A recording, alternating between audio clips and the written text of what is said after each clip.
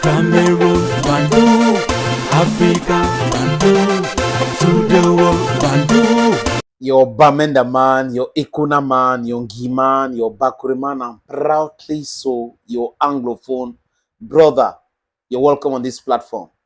And I salute my brothers and sisters who are in a very difficult shape and a difficult situation.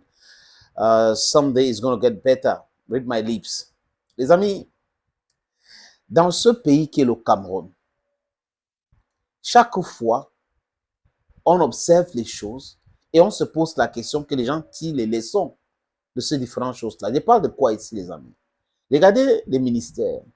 Regardez les soi-disant grands ministres qui sont passés dans beaucoup de ministères au Cameroun. Après, ils sont finis comment? En prison, ils sont en prison pour la plupart.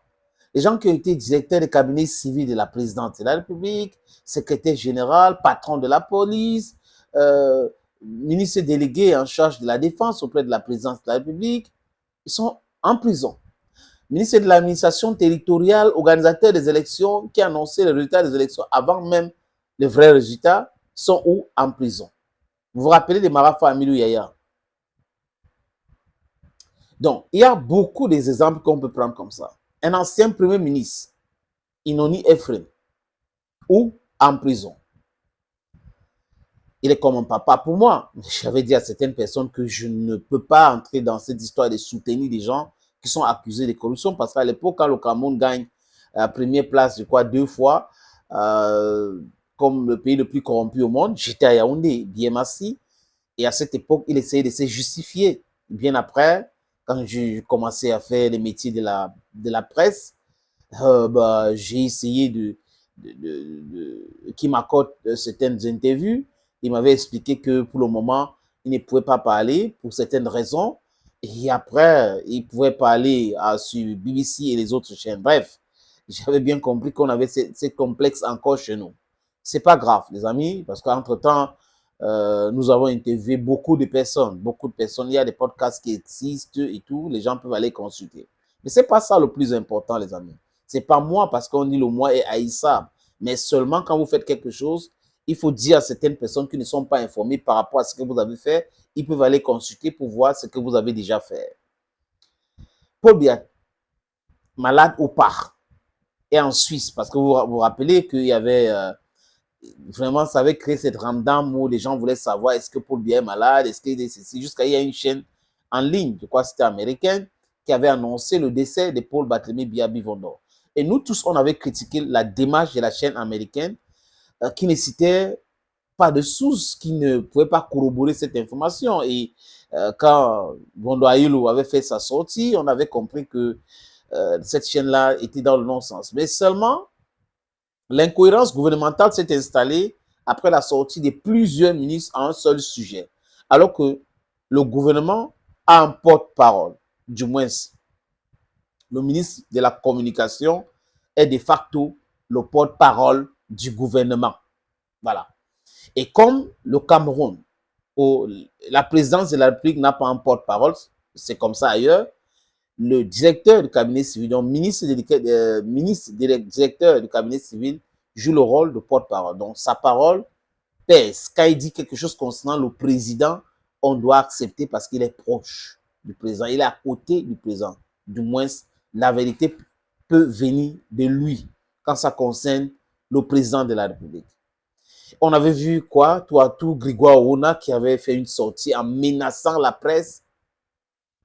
Il y a Jacques Fam Ndongo qui avait fait une sortie. Lui n'a pas menacé plutôt parce que lui, c'est un homme de médias. Lui, il a plutôt recadré en donnant des leçons de journalisme à cette presse-là. On a vu le ministre de la Communication, il était dans son rôle. Il a fait une sortie juste après la sortie de Bondo Ayolo. Et boum, M. Atanganji a fait sa part de sortie pour menacer les chaînes de télévision et de radio et demander au gouverneur de créer des cellules dans leur bureau pour pouvoir contrôler des émissions de débat et certainement punir certains médias. Certains ne l'ont pas fait, mais d'autres l'ont fait parce qu'il n'était pas dans son rôle. Et le président Paul Barthélémy Biya Bivondor arrive au Cameroun. On a vu certaines images, les amis.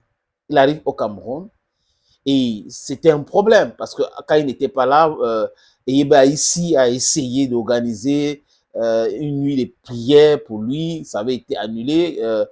Mes sources me disent que c'est au niveau de la primature qu'on a arrêté tout cela et que on a aussi demandé à Tangagne de se calmer, d'arrêter cela parce que ça démontrait qu'il n'y a pas un chef, il n'y a pas quelqu'un qui contrôle les actions gouvernementales si le président n'est pas là, alors que le Premier ministre est là, alors que le Premier ministre est censé faire son travail, alors même que le Premier ministre fait son travail.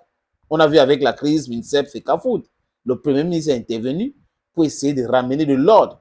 Il fallait respecter l'autorité du Premier ministre.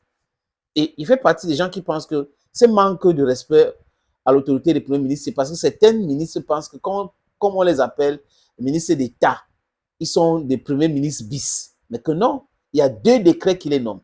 Un décret qui nomme le Premier ministre, un autre décret qui nomme les ministres. Quoique, qui nomme les ministres.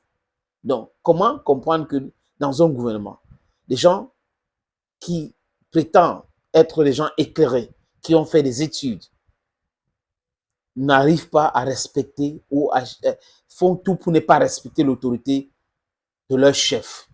Voilà, you're welcome to Cameroon, dear friends.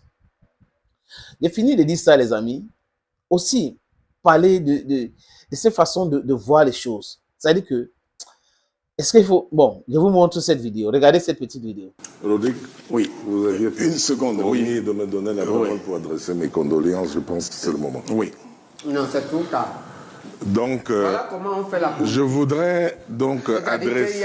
Il y a des morts à Tchang, il y a des morts à Douala. Vous êtes leader d'un parti politique, vous commencez par ça. Vous aurez pu... Vous qui avez fait les écoles de politique. Vous aurez pu prêcher, par exemple. Voilà un autodidacte de la politique. Et il montre qu'il sait ce que c'est que la politique. Vous avez la parole. Merci beaucoup. Oui. Avant que... C'est trop tard. Avant que j'arrive ici... Et d'autant plus, c'est trop tard parce qu'il est originaire de Tchang. Rodrigue. Et il s'appelle Momo. Oh c'est là un là, grand nom c'est compliqué. dans la lutte de la libération. Il déshonore la lutte de la libération. Il déshonore les Tchang. Ce monsieur. Il déshonore le Il ne parle pas au nom de Tchang ici. Jean de Dieu. Et voilà un politicien. Rodrigue, merci beaucoup. Vous étiez à l'école, mais vous n'avez rien appris, monsieur Momo. S'il vous plaît, Jean Baïbé. Voilà, les amis. Ça, c'est sur un plateau de télévision. On parlait du 6 novembre. Moi, je ne veux pas parler de ça parce que le bilan du gouvernement Paul Biya est catastrophique, est chaotique même à la limite. Regardez les routes, l'état des routes et autres.